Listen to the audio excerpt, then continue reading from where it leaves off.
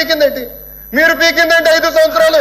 చెప్తా మీరు పీకింది, చెప్తా నేను ఏంటండి మీ కెపాసిటీ అంటే 48%.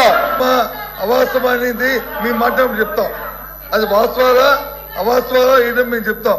కానీ మా సభ్యురాలు మాట్లాడినప్పుడు ఆవిడేమి కొత్తగా ఏమి కోట్ చేసి మాట్లాడలే.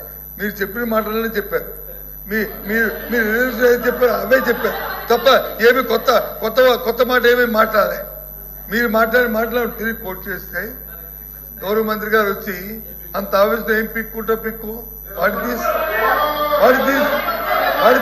ఇదేనండి సభ సాంప్రదాయం, ఇదేనండి ఎవరు చెప్పారు? ఏం పీకారని చెప్పా. 5 సంవత్సరాలు మీరు ఏం తీసుకొచ్చారో అడిగా. ఏమైనా ఒక్క పరుషుడు మాట్లాడామా? ఏమైనా అమ్మాయి చెప్తుంది ఏంటి? కోఆపరేట్ చేయాలి.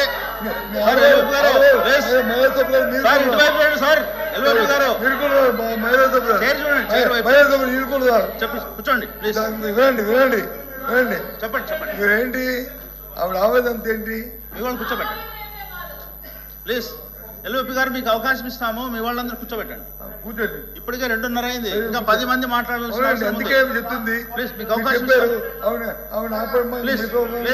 మేము రిక్వెస్ట్ కూడా చేస్తున్నాము.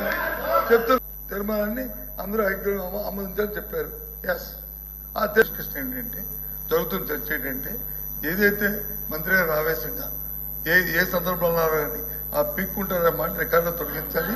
ఆయన గారు చెడ్డపేరు ఆయన జీవితంలో మచ్చ రైతు ఓందాగా చెప్తే ఆయన తాలూకు అమలతను నిలబడతారు. లేకపోతే ఆయన జీవితంలో మచ్చ ప్రజలు తెలుస్తారు. రేపు మాకు అభ్యంతరం లేదు. కానీ ఇలాంటి పరుష పదాలు మహిళా సభ్యుల మీద అలాంటి పరుష పదాలని వాడటం అనేది సమంజసం కాదు. అది సభా సంప్రదాయం కాదు. చెప్పండి మంత్రి గారు బొత్స గారు